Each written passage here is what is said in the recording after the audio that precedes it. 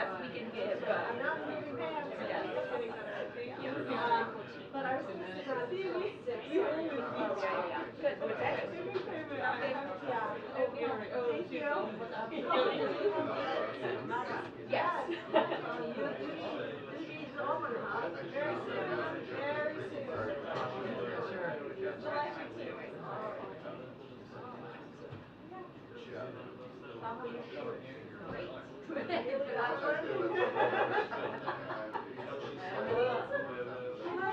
I love everywhere, but it's a lot. Yeah. So you run for a company. Oh, well, that. You run for the company. Yes, I do feel like it. Okay. All right. It's very nice. I never feel lonely. It's 2-year terms or it's a 1-year term. Well, you're on the board for 3 years, but it's 2 years of ramp up and then it comes back. Okay. All right. All right, let me know.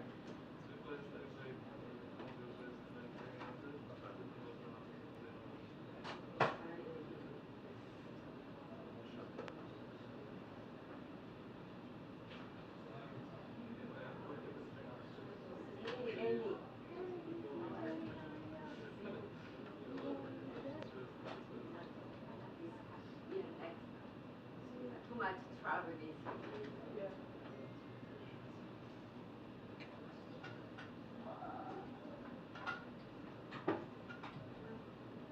Oh, you want a little chair?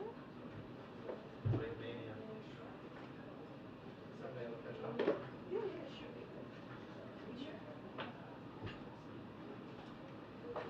Hey.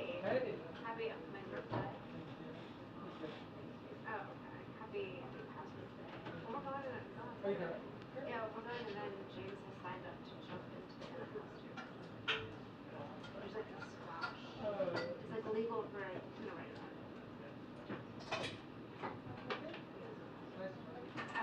I can never go back in. Yeah, I was gonna say, you realize you're They were very serious for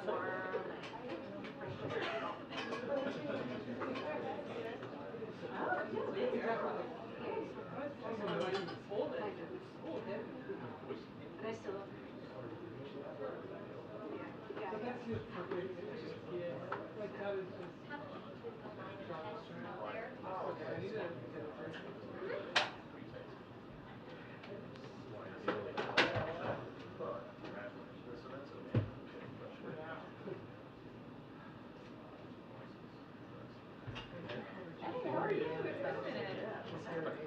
Time limit or the amount of time? Oh yeah, it's like 15-minute window. It's generally illegal to swim in the costume. But this river group has got to be No longer. 3 hours. Traumatized. And people can jump in for like 15 minutes. How are you? Good. And then a strong shower. Yeah, right. Going to London? Chemical wash. The Potomac is traveling start off. Yeah. Sunday in a costume. It's like the Seven River Keepers organization, and they're trying to show that. Is there one or? Well, I think there was this big get the money. You know how to donate? Yeah, all of that money goes to the And Center. so I don't mind. Yeah. I mean, probably. Well, I'm not Sure. sure.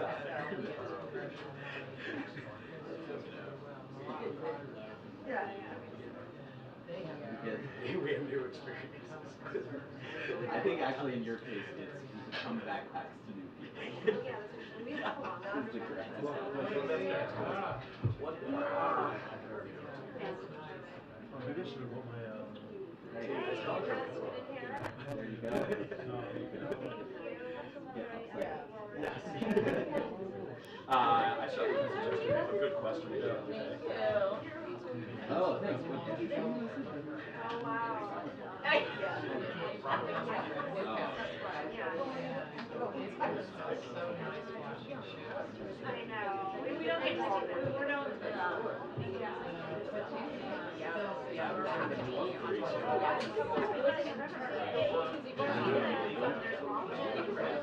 don't. when there's like words, like it doesn't fall. Yeah, this is really trash. Quiet areas.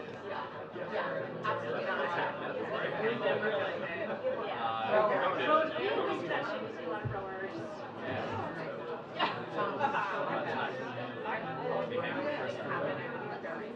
How are you? Yeah, we're just working. Are you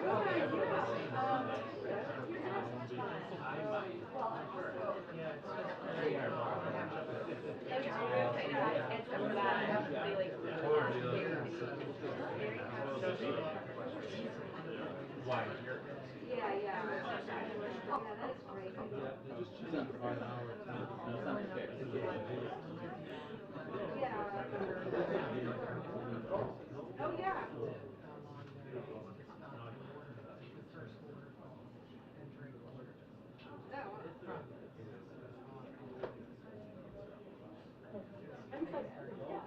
when it gets official. Are you staying in the first hotel?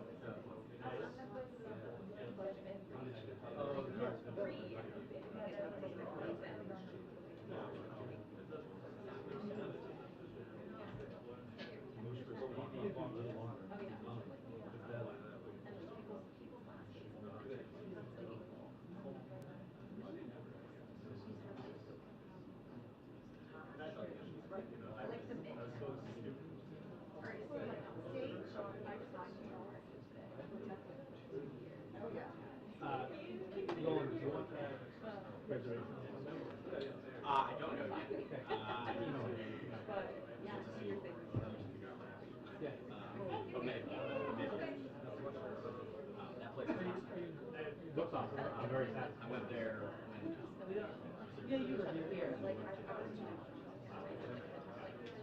Yeah, I have Sungmin too, but she's hiking with her husband somewhere in the Pacific Northwest. So she's got, yeah, she like flies directly from she's flying from Seattle to London. Yeah, right.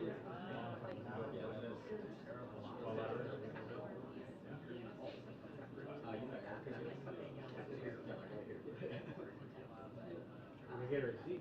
She gets actually go up there.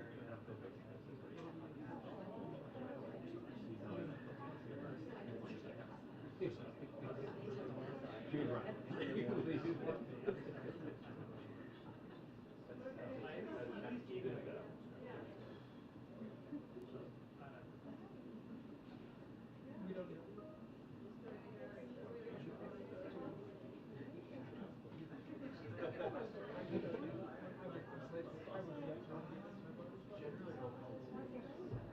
You know, life is good. Yeah. Tonight. Yeah, I'm taking it. I'm not doing that.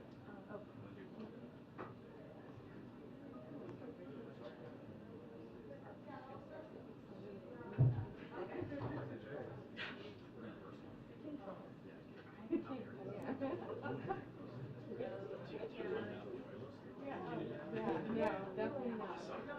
Very jealous. Sorry, of course. I don't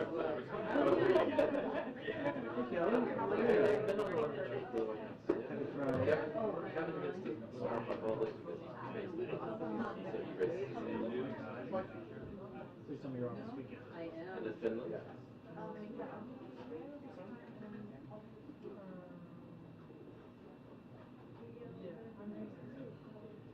I've been I was on the road a lot the last couple months, so I'm happy to be home and looking forward to maybe a staycation. Attention, the press briefing will begin in 2 minutes. The press briefing will begin in 2 minutes. Thank you.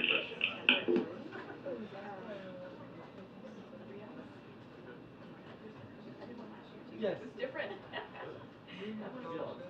That's the one. Can you flag this to me? Yes, 100%. Yeah. Yeah, let me know.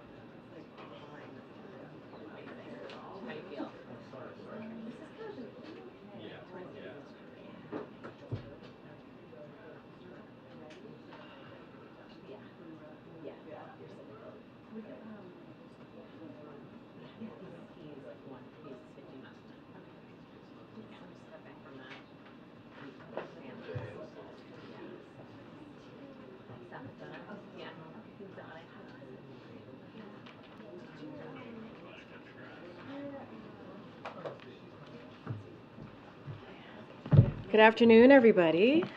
Good afternoon, good afternoon. Okay, I just have one thing at the top, and then I'll turn it over to our guest. So I want to acknowledge that today marks 100 days since Evan Gershkovich was wrongfully detained by Russian authorities. The world knows that the charges against Evan are baseless. He was arrested in Russia during the course of simply doing his job as a journalist. And he is being held by Russia for a leverage because he is an American. The president has been very clear that we have no higher priority than securing the release of Evan, Paul Whelan, and all Americans wrongfully detained abroad. The team continues to work on these cases every day from all angles. Our message to Evan and to Paul is this: keep the faith. We won't stop until you are home. Now with that,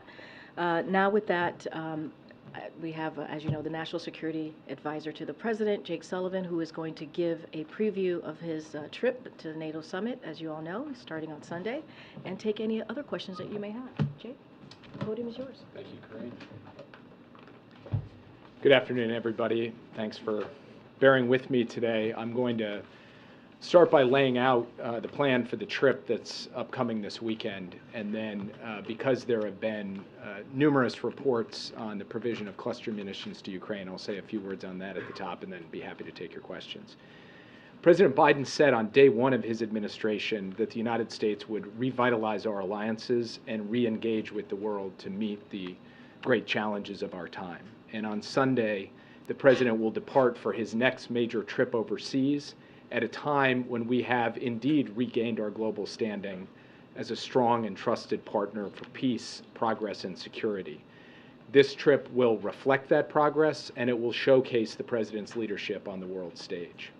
First, the president will travel to the United Kingdom. While in London, he will meet with King Charles at Windsor Castle and engage with a forum that will focus on mobilizing climate finance, especially bringing private finance off the sidelines for clean energy deployment and adaptation in developing countries. He will also meet with Prime Minister Sunak to consult on a range of bilateral and global issues.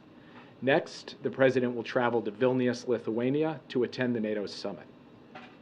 This will take place against the backdrop of Russia's continuing brutal war against Ukraine. He will hold a bilateral meeting with Lithuanian President Nausėda. He will then meet with all of the NATO leaders at the summit, as well as a number of NATO partners from Europe and from the Indo-Pacific. They will discuss a range of subjects, from strengthening NATO's eastern flank to modernizing NATO's deterrence and defense capabilities. Thanks in large part to President Biden's leadership, NATO is stronger, more energized, and more united than ever. NATO is also larger than ever, with Finland having joined the alliance and Sweden soon to follow. This is important for the security and safety of the American people, because a strong NATO makes the United States and the entire world more safe and more secure. At the summit, the President and our allies will demonstrate our unity and resolve in support of Ukraine. When President Putin launched this war, he expected that Western unity would fracture, that NATO would break, that our support to Ukraine would wither over time. He was wrong. The United States has built a coalition of dozens of countries, from Europe to the Middle East to the Indo-Pacific, to help Ukraine defend against Russian aggression. And we have mobilized the security assistance Ukraine needs, including by facilitating contributions from partners and allies around the world, so that Ukraine is in the best possible position to succeed on the battlefield. We continue to stand with the people of Ukraine as they defend their sovereignty, their freedom, and their democracy. After the summit, President Biden will give a significant address in Vilnius that evening, Wednesday evening, about his vision of a strong, confident America flanked by strong, confident allies and partners taking on the significant challenges of our time, from Russia's aggression in Ukraine to the climate crisis. Finally, the President will travel to Helsinki, Finland, where he will meet with the President of Finland, Niinistö, and participate in a U.S. Nordic Leaders Summit.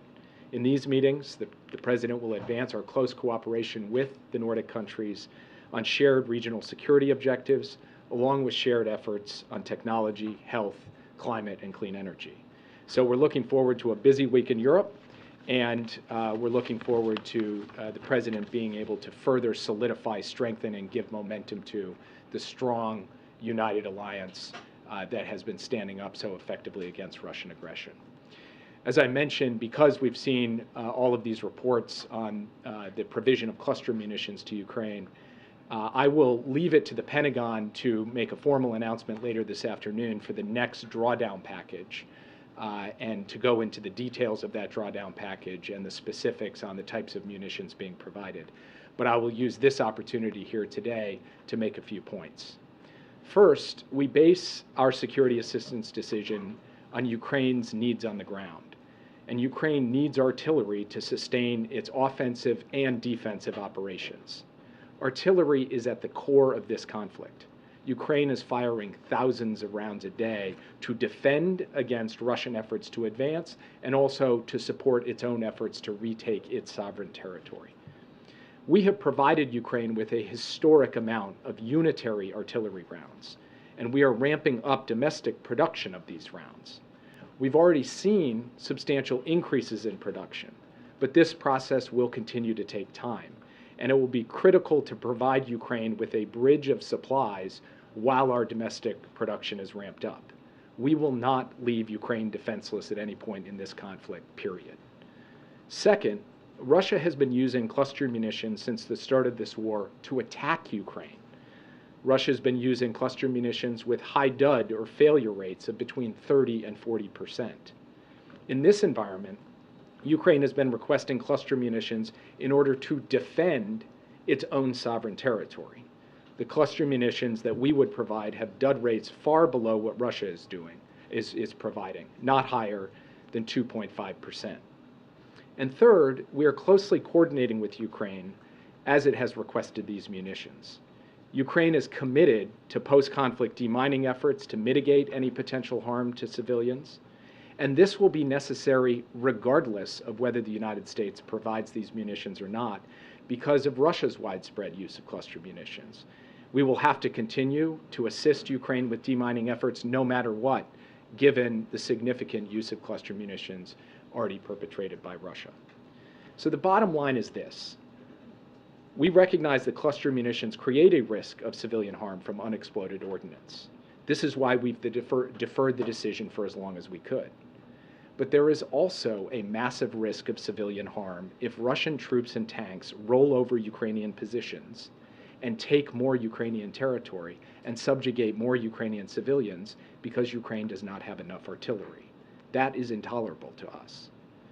Ukraine would not be using these munitions in some foreign land. This is their country they're defending. These are their citizens they're protecting. And they are motivated to use any weapon system they have in a way that minimizes risks to those citizens. So with that, I would be happy to take your questions. Annie. Thank you so much. Annie Linsky with the Wall Street Journal. I was hoping you could comment on news earlier this week that the Russians may be open to a prisoner swap for Evan Gershkovich. And I also had a question for you about how the uprising by the Wagner Group may, in your view, impact Russia's leaders' willingness or lack of willingness to make a deal that would release Evan. So first, as Karine mentioned before, today is the 100th day of Evan's unjust and unlawful detention. And for those 100 days, President Biden, the entire national security team, our embassy in Moscow, our Secretary of State, myself personally have been invested in trying to bring him home safely. Second, I had the opportunity this morning to meet with Evan's employers at the Wall Street Journal and the personal representatives of his family to talk about the latest status in his case and our efforts to bring Evan home.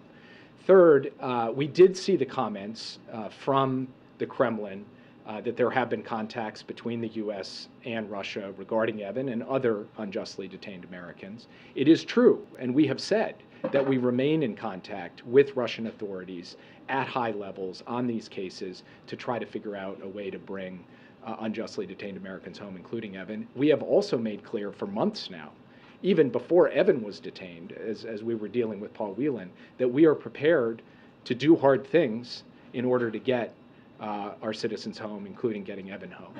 I do not want to give false hope. What the Kremlin said earlier this week is correct. There have been discussions, but those discussions have not produced a clear pathway to a resolution. And so I cannot stand here today and tell you that we have a clear answer to how we are going to get Evan home. All I can do is tell you that we have a clear commitment and conviction that we will do everything possible to bring him home. With respect to the question of whether the recent actions by Prigozhin and the fallout from that creates new openings or opportunities, I can't say that I have perceived that directly, but of course, this is a story that continues to be written day by day, so we will have to see how things continue to play out in Moscow. In the meantime, we're going to stay laser focused on doing everything we can, both directly with the Russians and then with other allies and partners around the world who are invested in his safe return to try to get him out as soon as possible. Yeah. President Zelensky said the invitation for Ukraine to join NATO would be the ideal outcome from the summit. Why does the administration believe that's not the right approach for the summit? Well, as you know, the United States strongly supports the open door policy, which says that Ukraine and NATO can make a decision together about its pathway towards membership. And Vilnius will be an important moment on that pathway towards membership because the United States, our NATO allies, and Ukraine will have the opportunity to discuss the reforms that are still necessary for for Ukraine to come up to NATO standards. So this will, in fact, be a milestone, but Ukraine still has further steps it needs to take before membership in NATO. So no invitation coming at the summit? Ukraine will not be joining NATO coming out of this summit. We will discuss what steps are necessary as it continues along its path. The cluster munitions, what convinced President Biden this was the right time to do cluster munitions, given the concerns? Did allies express concerns to him? And are you suggesting that the reason you're providing cluster munitions is because Ukraine is running out of unitary artillery rounds? Is it to backfill that? So first, we have been looking at this for quite some time. And what we have been weighing is this basic question of civilian harm. The challenge of cluster munitions, as you know, is that even at low dud rates, there are some unexploded ordnance that is left, and that could potentially pose a risk to civilians down the road. So we did not immediately come out of the gate and provide this. But we had to balance that against the risk to civilian harm if Ukraine did not have sufficient artillery ammunition. We are reaching a point in this conflict because of the dramatically high expenditure rates of artillery by Ukraine and by Russia, where we need to build a bridge from where we are today to when we have enough monthly production of unitary rounds, that unitary rounds alone will suffice to give Ukraine what it needs. So as a result, this is the moment to begin the construction of that bridge so that there isn't any period over this summer or heading into this fall when Ukraine is short on artillery, and being short on artillery, it is vulnerable to Russian counterattacks that could subjugate more Ukrainian civilians. That is the thinking behind our decision. We consulted closely with allies in deciding to do this, and some allies who are not signatories to the Oslo Convention embraced it with open arms, said this is absolutely the right thing to do. Even allies who were signatories to the Oslo Convention, while they cannot formally support something that they've signed up to a convention against, have indicated both privately and many of them publicly over the course of today that they understand our decision and fundamentally that they recognize the difference between Russia using its cluster munitions to attack Ukraine and Ukraine using cluster munitions to defend itself, its citizens, and its sovereign territory. So we feel that this will in no way disrupt the very strong, firm unity that we have heading into the NATO summit in Vilnius next week. Yeah. Okay, thanks, Jake. To follow up on the cluster munitions, last year in March, the U.S. ambassador to the United Nations, she described those munitions as, quote, exceptionally lethal weaponry which has no place on the battlefield. So how do you square those comments with this decision? And secondly, has Ukraine provided you with any assurances or guarantees in terms of their use in civilian areas, that they won't use them within a certain radius of civilian areas, for example? So Ukraine has provided written assurances that it is going to use these in a very careful way that is aimed at minimizing any risk to civilians. And by the way, Ukraine, the democratically elected government of Ukraine, has every incentive to minimize risk to civilians because it's their citizens, it's Ukrainians who they are trying to protect and defend. This is not Ukraine taking these and going and using them in the Middle East or in Southeast Asia or in some faraway land. They're using them on their territory to defend their territory. So we believe that they are highly motivated to do this, and beyond being highly motivated, they have, to directly answer your question, provided these assurances to us. In terms of the ambassador's comments and other comments that have been bandied about, let me just say that the use of cluster munitions by Russia in this conflict is completely unacceptable on multiple counts. First, they are using them to attack a sovereign country in flagrant violation of international law. Second, they are using them specifically to strike after civilian targets, not only military targets, also in flagrant violation of international law. And with this weapon system, as well as other weapon systems, we have identified war crimes committed by the Russians. Third, and critically, there is a big difference between the type of cluster munition being used by Russia and the type that we would provide to Ukraine. As I mentioned before, ours have a maximum 2.5% dud rate. The dud rate of the Russian munitions is between 30 and 40%. And just so I don't get this wrong, I will read it to you. The Department of Defense assesses that during the first year of the conflict alone, Russian-fired cluster munitions deployed from a range of weapon systems have likely expended tens of millions of submunitions or bomblets in Ukraine. And then the final point, I think this is an important point. When I talk about what Russia's doing with cluster munitions, I'm not making an argument which says, they do it, so we'll do it. The argument I'm making is that Russia has already spread tens of millions of these bomblets across Ukrainian territory. So we have to ask ourselves, is Ukraine's use of cluster munitions on that same land actually that much of an addition of civilian harm, given that that area is going to have to be demined regardless? So that is why when we look at the situation today, as opposed to a year ago, and when we look at what Ukraine would be doing with these weapons as opposed to what Russia is doing with these weapons, we see a substantial difference. It doesn't make it an easy decision, and I'm not going to stand up here and say it is easy. It's a difficult decision. It's a decision we deferred. It's a decision that required a real hard look at the potential harm to civilians. And when we put all of that together, there was a unanimous recommendation from the National Security Team, and President Biden ultimately decided in consultation with allies and partners and in consultation with members of Congress to move forward on this step. And Jake, are you satisfied with the pace and progress of the Ukrainian counteroffensive thus far? We get this question a lot. I'm not grading or judging the Ukrainian counteroffensive. I'm standing here in Washington, D.C. I'm not on the battlefield. My life's not on the line. So for me to sit here and say, I'm satisfied, I'm not satisfied, what I would say is that it is hard going. The Russians are dug in.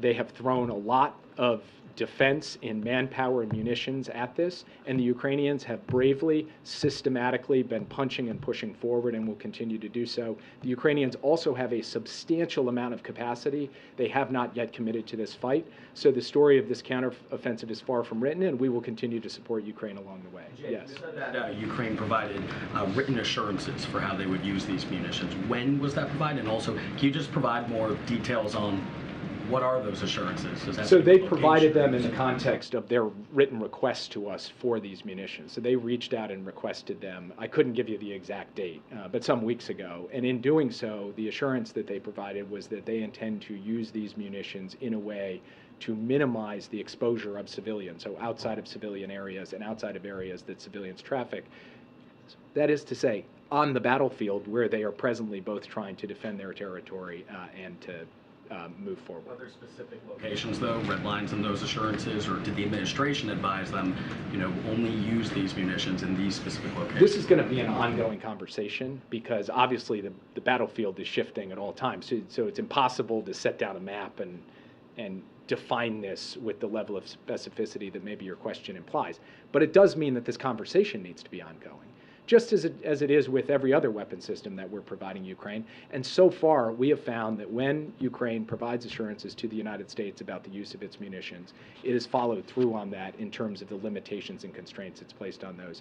And we expect the same in this case. And I just want to underscore again, I know I sound like a broken record, but the idea that Ukrainian men and women fighting for the armed forces of Ukraine want to willy-nilly use these things in a way that are going to harm Ukrainian citizens, which is somewhat implied in the questions, I find, at odds with their fundamental desire to protect their countrymen and their willingness to put their lives on the line to protect their countrymen. So that's Prigozhin's location? I do not. Yeah. Follow up on Ukraine, and then I have a second question related to that. Is it the U.S. view that President Zelensky should attend the NATO summit, and how might his presence affect the outcome of discussions? So we would welcome President Zelensky at the NATO summit. President Biden would welcome the opportunity to meet with President Zelensky at the NATO summit. The NATO summit will dive into the question of NATO's relationship with Ukraine, both the question of its pathway towards future membership and the question of an ongoing partnership that has existed for several years. And there will be important practical announcements in that regard at the summit. So President Zelensky's attendance at it would be very much welcome. With respect to Belarus, I'm sorry, Eastern European nations want NATO allies to beef up their security on the eastern flank, especially with Mr. Prigozhin's expected exile and the Wagner Group's expected exile into Belarus, which shares a border with Lithuania. Is the U.S. planning to announce any new security guarantees at the summit? We have the ultimate security guarantee for Poland and the Baltic states, and it's Article 5 of NATO, and we intend to defend every single inch of NATO territory. We've also put our money where our mouth is in terms of enhanced U.S. deployments in both Poland and the Baltic states, as well as Romania and other eastern flank allies. I had the opportunity this morning to meet with my counterpart from Poland, the Polish National Security Advisor.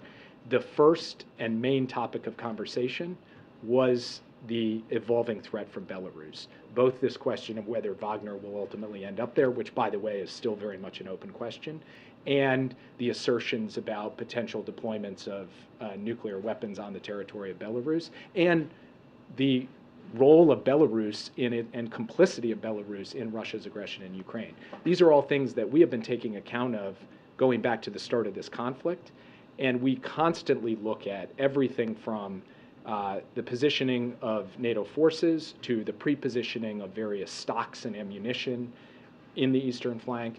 That will be a continued discussion at Vilnius, but this is an evolving picture, and so I don't think Vilnius is going to be the place where we put the final storyline down. It will continue to evolve as we go forward. Thanks, Jake. Does the U.S. support eliminating the need for Ukraine to fulfill a membership action plan that essentially establishes benchmarks they have to meet to qualify for NATO membership? So we're looking at that question.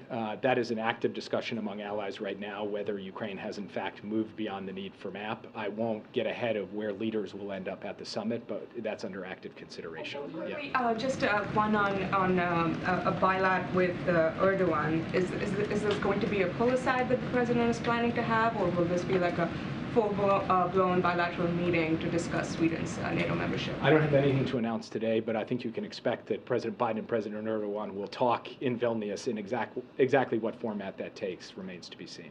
Yeah. Two questions. First on the munitions. Germany has opposed them. Does that suggest any cracks in the alliances to you? What do you make of that opposition? So first, what I saw Germany say today was three things. Number one, they're confident that the United States took this decision carefully and after weighing all considerations. Number two, Russia has used these in an intolerable way to attack Ukraine. And three, every weapon system Ukraine is using, it's using to defend its people and to retake its own sovereign territory. I think if you read what the German Chancellery and the German spokesperson put out today, you will see that they are a signatory to Oslo. They don't they don't have or transfer cluster munitions, but nothing in what they have said today suggests there are any cracks in NATO unity. Quite the contrary, there's deep understanding, we believe, across the alliance about the fundamental challenge Ukraine faces and about our collective desire to ensure that we're providing Ukraine with what it needs to defend itself. Sorry, when it comes to, Specifically, please, can you tell us specifically when the president signed the authorization? And also, we have seen over the course of this war how there were some no-go topics, F-16s, cluster munitions. Both of those are moving forward. Is there a line where the U.S. won't cross? Obviously, the president has said no U.S. personnel inside Ukraine. Is there some other limit, or does this suggest to President Zelensky that whatever he needs, ultimately he will get? The president has been very clear from the very beginning of this conflict about two things that have been unwavering. First, the United States is not going to war with Russia in Ukraine. And second, the United States is not providing weapons to Ukraine to attack Russia. We do not encourage or enable attacks on Russian territory from Ukraine. The question of weapon systems has evolved as the conflict has evolved, but those two fundamental precepts have been true from the start. They remain true today, and they will be true tomorrow as well. When did he sign it, sir? I can't give you the exact specifics on that, but because, you know, I'll let the internal processes kind of have their sanctity, but he approved it, as I said, after a unanimous recommendation from his national security team. Yeah. You said that NATO is stronger than ever at this point. What does it say that there are two NATO members who have been holding up Sweden's ability to join the alliance for more than a year now? So the last NATO ally to come into the alliance before Finland, I believe it was Montenegro, and I think it took something like 19 months for them to come in. I think a lot of people's perceptions about the accession process have been shaped by just how fast we moved to get Sweden and Finland ratified here in the United States on a bipartisan basis, how fast Finland came in, and then how it has only been a year since Sweden sought membership, and we are confident that Sweden will come in the not too distant future and that there will be unanimous support for that. And then I would go beyond that to say, in terms of what it says about NATO's strength, here you have two historically non-aligned countries who for decades did not join NATO, seeking to join NATO. I think there is no clearer indication of the strength, attraction, and cohesion of NATO than that. Yeah. So I understand your point about reforms that Ukraine still needs to do in order to fast-track its membership. Also your point on MAP, but just going kind of broader from that, my understanding is that the president believes that a fast-track membership for Ukraine is an invitation rather than a deterrence to war with Russia. He has several times expressed his concern for nuclear escalation. Can you first confirm whether my understanding is correct, and if so, can you explain the calculus behind the president's decision on that? What led him to that conclusion? The president has repeatedly said that there is an open door, that there is a pathway for Ukraine, and that Ukraine needs to take additional reforms to complete its work towards NATO membership. That has been his position from the beginning. That remains true today. That will remain true at Vilnius. The president also has been clear that we are going to support Ukraine for as long as it takes and provide them an exceptional quantity of arms and capabilities, both from ourselves and facilitating those from allies and partners, but that we are not seeking to start World War III. That is the course that we've been on since the start of this conflict. That is the course we remain on today, and we believe that we have been able to mount a vigorous, concerted, effective, dynamic response to Russia's aggression in support of the brave people of Ukraine. Reporting that former U.S. officials have held secret talks with Ukraine, with prominent Russians, to lay the groundwork for a negotiation towards a peace deal. I actually appreciate this question because I think that the reporting suggested something that, in fact, has not happened. My understanding is there was a meeting at the Council on Foreign Relations with the foreign minister of Russia, That meeting did not include participation from the United States government. The United States government did not pass messages through that meeting. The United States government did not seek to pursue diplomacy, direct, indirect, or otherwise through that meeting, period. There are also contacts between private American citizens and Russians. That has been happening not just in the last year, but for the last 75 years, since time immemorial.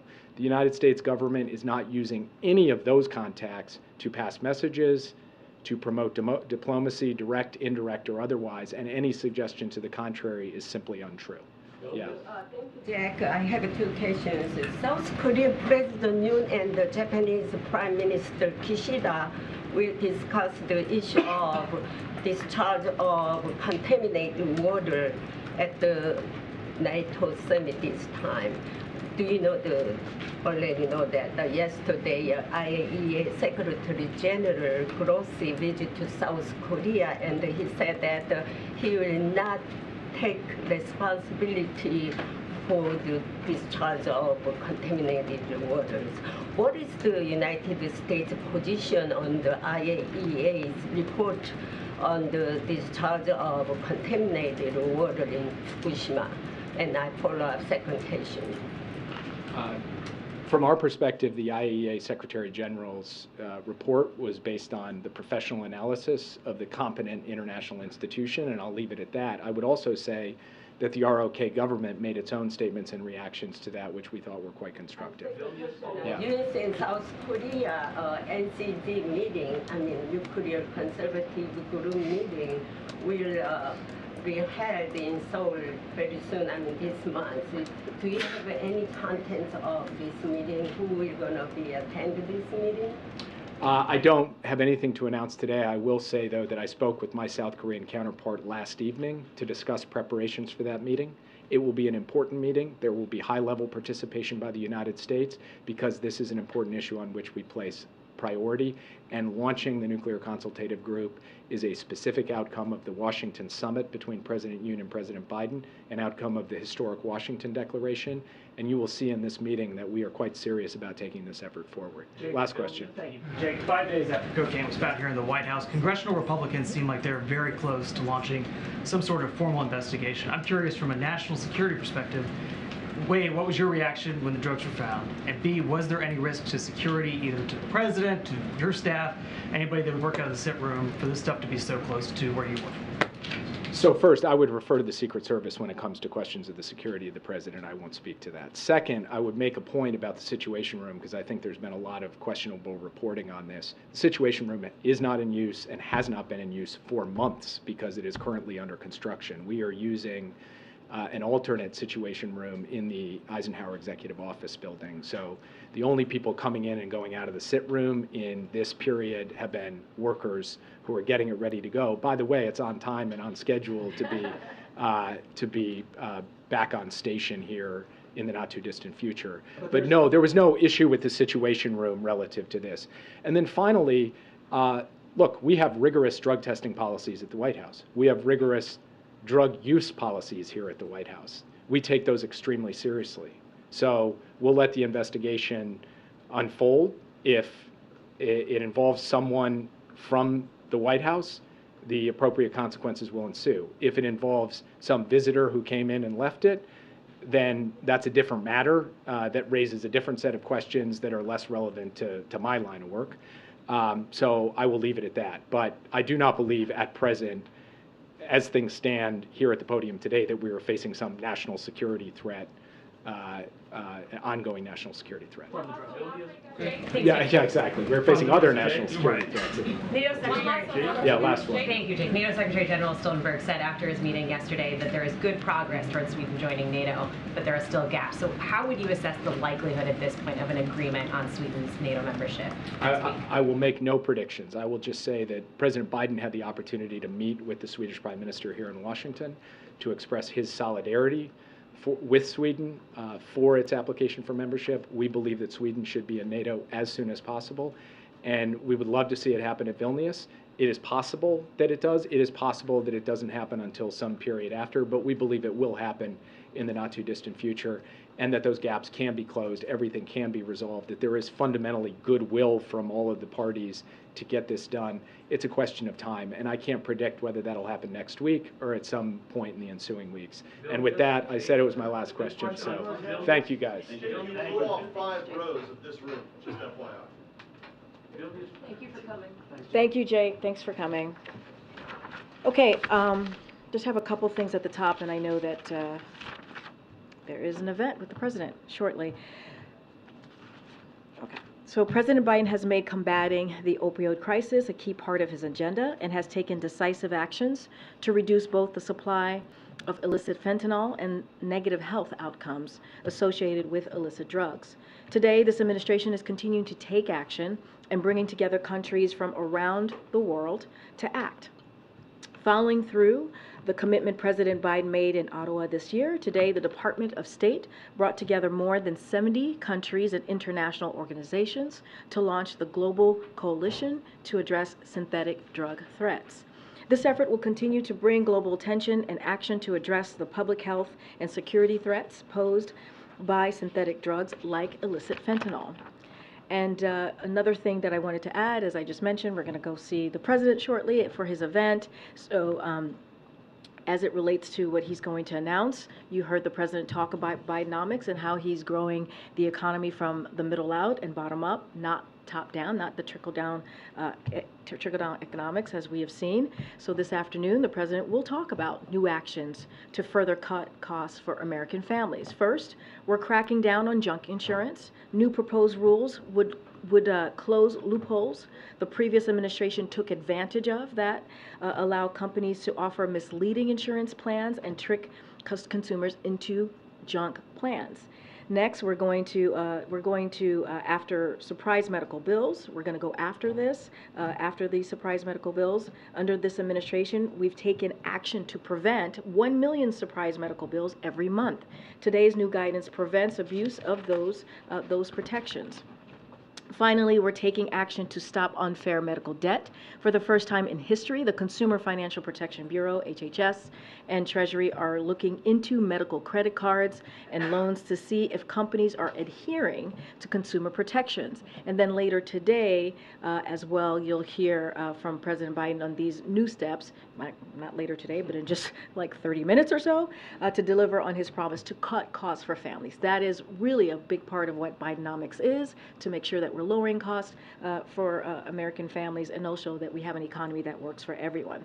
This morning, as you all learned, 209,000 jobs were created last month for a total of 13.2 million jobs created since President Biden took office. We've regained all the jobs lost during the pandemic and created nearly 4 million more jobs. That includes over 1.5 million jobs in manufacturing, construction, and research and development. The focus of the president's Investment in America agenda. You heard from the president yesterday talking about investing in America and what he continues to do for red states and blue states and for Americans across the country. As you all know, the unemployment rate is 3.6% and has been under 4% for 16 months in a row, the longest stretch in over 50 years. And more Americans are joining the labor force. The share of working age Americans who have jobs at the highest level in over 20 years. So as the president said this morning, and I quote, this is from his statement about the jobs report, I quote, that's Bidenomics, growing the economy by creating jobs, lowering costs for hardworking families, and making smart investments in America. And finally, this is something that we wanted to address because we've all been dealing with this extreme weather, if you will, the extreme heat. And so these conditions are certainly impacting millions of Americans across country in different regions, clearly. These extreme weather patterns are alarming. But for years now, Republican lawmakers have continued to deny the very existence of climate change that we can now all witness with our very own eyes. So They've repeatedly tried to repeal the biggest climate protection bill in history. As you all know, this is something that the president signed almost a year ago, the Inflation Reduction Act. And this is an act that is the most significant investment that any administration has put behind climate change. And so by them trying to repeal this, it is stunning. It is absurd, and it is dangerous, just by what we have seen these past couple of days. So as a senator, as now president, the president was one of the first members of Congress to take real action against climate change, and he will continue to charge forward on the most ambitious climate agenda to date. He is investing in our nation's electric grid and accelerating clean energy deployment so we can reduce pollutants and bring clean energy jobs and manufacturing back to America. In the meantime, federal officials are proactively inspecting over 70 high-risk industries in areas under a heat warning or advisory to protect workers. And next week we'll be announcing additional actions to protect communities from extreme heat. I do not have a week ahead because you just heard from the National Security Advisor give a very extensive and detailed week ahead of the president's trip in Europe at NATO summit, so I don't have anything else to share beyond what he shared with you all today. Go ahead, Chris. Wanted to get White House's thoughts on the jobs report. Is White House concerned that it came in lower than expectations, or do they view this as it's a good thing given that a cooling job market may mean less inflation and less pressure to raise rates? How are you kind of gauging that? Yeah, no, it's a good question. It's certainly not going to talk about interest rates, as you know. That is something for the Fed to deal with, and certainly we allow them to have their independence as it relates to any monetary decisions that they have to make. But over the past 3 months, we've averaged about 244,000 jobs, a solid pace, a strong labor market, and a solid gain at this point in the economic expansion as we're looking at especially the last 2 years. And just to quote what the president wrote, his op-ed in the Wall Street Journal just last May, if average monthly job creation shifts in the next year from current levels of 500,000 to something closer to 150, it will be a sign that we are successfully moving into the next phase of recovery, as this kind of job growth is consistent with unemployment rate and a healthy economy. Thanks, Karine. A quick question on the jobs report as well. Total black employment is down 3 straight months now, with 635,000 jobs lost in that spell, which is the most ever in a 3-month stretch outside of the pandemic. Is that a setback for the administration, and do you have a comment? So I'll just remind you that under this administration back in April, you saw the unemployment rate hit a record low at 4.7%, and that was just a couple months ago. Again, under this administration. Look, this data certainly particularly is volatile, and that is something that we understand. So it's most useful to measure in a quarterly basis over 3 months instead of one to smooth out noise, right? Because this one is a little bit more noisy. So the black jobless rate last quarter was tied with the previous quarter for the lowest on the record. So that is also important to note. So this is why we continue to say how important Bidenomics is, how it has actually worked for all Americans, not leaving anyone behind. When you think about more black Americans are employed in the labor force, when you think about more black Americans have health care with average of almost 50% in healthcare.gov coverage, we achieved the fastest rate of new black-owned businesses in over 25 years. We're investing in infrastructure in communities of color that are normally left behind, that are normally not taken in consideration. And so we're reconnecting, that's reconnecting those communities that are separated. And we're closing the digital divide for black Americans because of the bipartisan infrastructure legislation. When you think about broadband. So all of these things are part of comes out of part of the president's key signature pieces of legislation that clearly are into law now, and that we're implementing. So there is an effort to make sure that we continue to do the bottom up, middle out, and not do this trickle down economy. Are these numbers a cause for concern, or are you looking at it as a blip because these are? So what I said was this data is particularly volatile, so we have to make sure that we look at it more holistically because it's a volatile data. But there are also data points that I just pointed to, right, that show that under this administration we have seen record low unemployment when you think about the black community, 4.7%, ever since we started tracking unemployment rate in different communities. So that matters, and so that's why the president continues to talk about Bidenomics and continues to implement some of these key historic pieces of legislation that is going to help communities like in the black community. Okay. Thanks, Karine. The president this week tapped Gene Sperling to lead talks between auto workers and the big three auto manufacturers. Who is the White House's point person to avert a strike with UPS workers?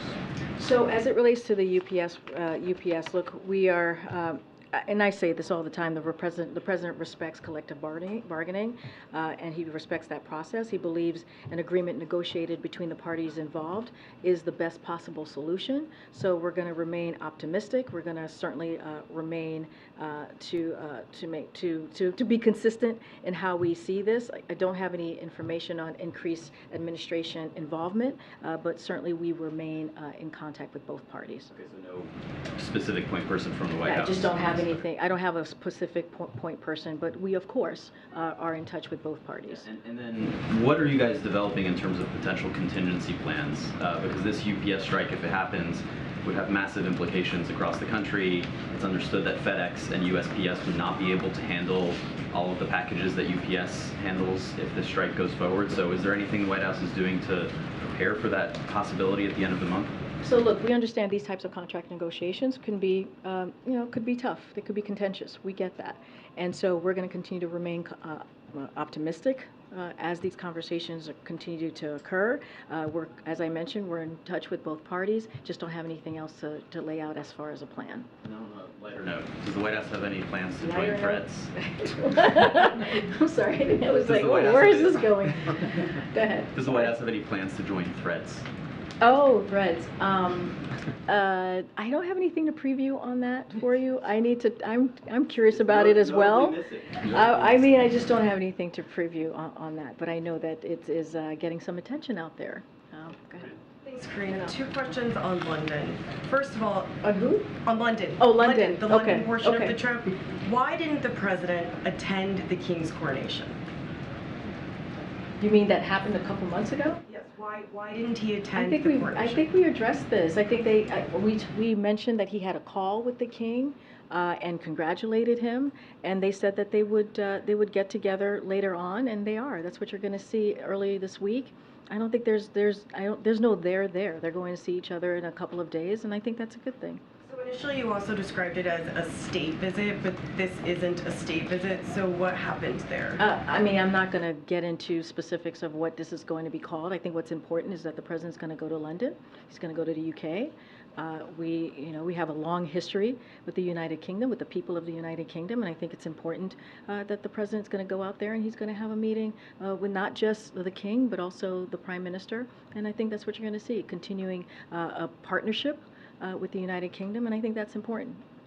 Okay, Karen. Thanks, Karine. Has the president been kept updated on the cargo ship fire in New Jersey, and has he talked to Governor Murphy about this?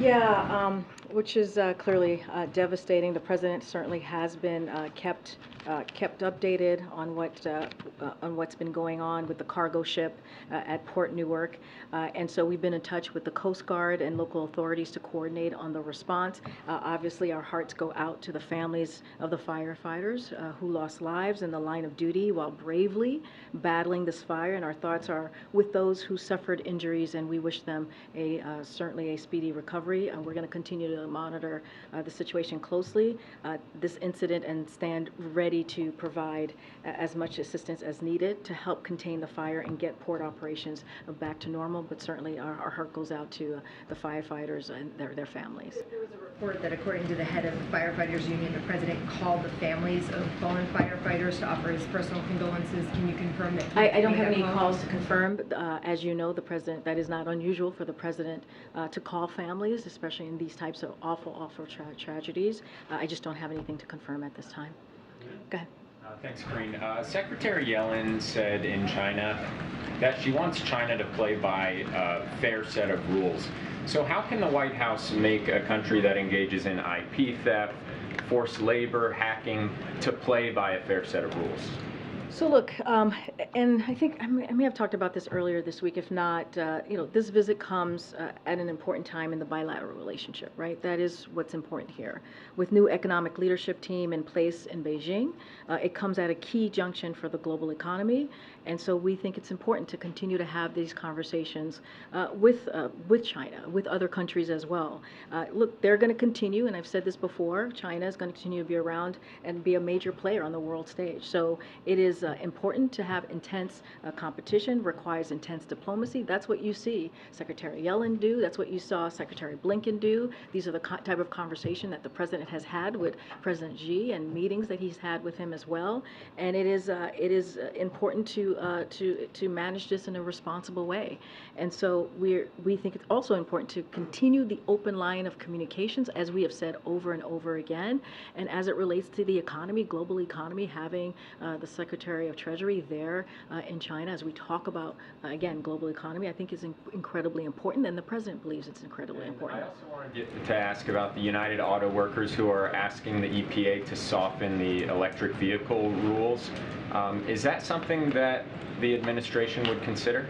So as it relates to the UAW, look, again, collective bargaining, that's something that the president believes is really important. I think I think you were mentioning to me, Jeremy was mentioning Gene Sperling, who is certainly playing a role here, is one of the White House point person on key issues related to the UAW. This is about the administration's rule to get people into electric vehicles, though. I hear you. I'm not going to get, I hear I'm not going to get into specifics. I'm just letting you know that as Gene Sperling certainly has been a contact here and will ensure that the administration-wide coordination across interested parties and among White House policymakers, that conversation continues, that we work hand in glove with the acting secretary as well of labor. And I just don't have anything else to share beyond that. But certainly we have someone who is coordinating, helping to coordinate some of these conversations. I'm just not going to get ahead of that. Great, thank you. Some Democrats have said that giving cluster munitions to Ukraine undermines America's reputation as a human rights defender around the world. What's the White House response? I mean, we don't believe that it undermines our reputation of being human rights offenders. This is something that we say all the time, right? When it comes to human rights, when it comes to having those conversations with either our partners or other heads of state, the president is never shies away from having those conversations. Look, I mean, Jake said this when he was here. We have to remember what's happening in Ukraine, right? Ukraine is defending itself. It's defending its freedom. It's defending its sovereign territory. And that is what we're doing here. We're making sure that they are able to do that. This is a war that Russia started. This is an aggression by Russia. And so we have seen bipartisan support in what we're trying to do in helping Ukraine, fighting for their freedom. And I think we're continuing to see that. But as it comes to human rights, the president will always be very clear and have very honest conversations with our partners and other heads of states across the world. Thank you. Jake Sullivan mentioned that President Biden took this decision about cluster munitions after consulting with allies. So I wanted to see if you could provide some details about if Germany was consulted or Poland, what countries were. I'm not going to go into each country that was consulted, but clearly those are some of our allies, correct? And so I'm just not going to get into details, but certainly the president did consult our allies and partners here. Look, when you look at the last 16 months of this war that we saw that this Russia aggression in Ukraine, we have seen a NATO alliance that has been strengthened because of the leadership of this president. We've seen bipartisanship here.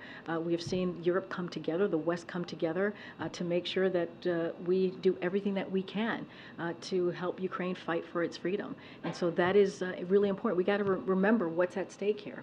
What's at stake is democracy.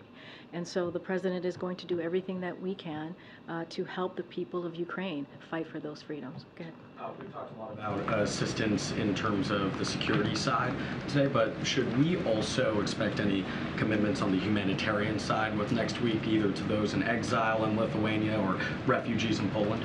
That's a very good question, Zolan. I don't have anything to preview for you at this time, but certainly humanitarian aid is something that we have provided in the past, and have certainly put that as an important assistant to provide. I just don't have anything that's going to come out of the NATO summit this week. I'm sure that we will be providing information as we go through the days. I just don't have anything for you at this time. Okay. Hi. I'm wondering if you have any comment about recent crime in D.C. It's raising rates. We've lost an SIV applicant from Afghanistan in the most recent killings. Really tragic. Wondering what the White House has to say about that. And then secondly, sorry to bring up cocaine again, but there was a question yesterday during the press gaggle with Andrew Bates that was, I guess, he said that he was avoiding it because of the Hatch Act. I'm just asking again, can we just say once and for all whether or not the cocaine belonged to the Biden family? So, a couple of things there. He mentioned the Hatch Act because the question was posed to him using Donald Trump, and so he was trying to be very mindful. Okay, I hear you, but you're asking me a question, so I'm answering it for you. And so that's why he said the Hatch Act. So I would, have you read the transcript and read the transcript fully so you can see exactly what he was trying to say. So that's number one. So we're not avoiding the question. That is not true. We've answered this question, litigated this question for the last 2 days exhaustively. There has been some irresponsible reporting about the family, and so I got to call that out here. And I have been very clear. I was clear 2 days ago when talking about this over and over again as I was being asked a question. As you know, and media outlets reported this, the Biden family was not here. They were not here. They were at Camp David. They were not here Friday. They were not here Saturday. They were not here Sunday. They were not even here Monday. They came back on Tuesday. So to ask that question is actually incredibly irresponsible. And I'll just leave it there. Okay. I'll take one more. Go ahead, straight right here. Yep. Given the U.S. Supreme Court's decision last week on affirmative action, I'm interested if the President has a stance on whether Congress should take action to ban legacy preferences in higher education admissions. I don't have anything further to add on the President's position on what you just laid out. What I can say is, and the President said this, he gave a full-throated kind of remarks on what he saw the Supreme Court do, which was unprecedented, which is, as you all know, this was when you think about affirmative action, it had been a constitutional kind of constitutional right for decades, and had been held up by Republicans and Democrats. And so it was another kind of another act by the Supreme Court that was unprecedented when you think about the Dobbs decision and now this. And so let's not forget the President was, when he was senator, he was the chair of the Judiciary Committee, and he has the expertise, he understands how this all works. And it is incredibly unfortunate what we saw last week. I will say this, one of the things that the President has taken very seriously is to make sure that we have federal judges that are diverse, that represent the country. We have been able to not just nominate, but get through about 136 judges, again, who are diverse, and he's made that one of his top priorities as we look at what's going on with the Supreme Court currently. All right, everybody, thank you so much. I'll see some of you at NATO. Thank you. Thank you.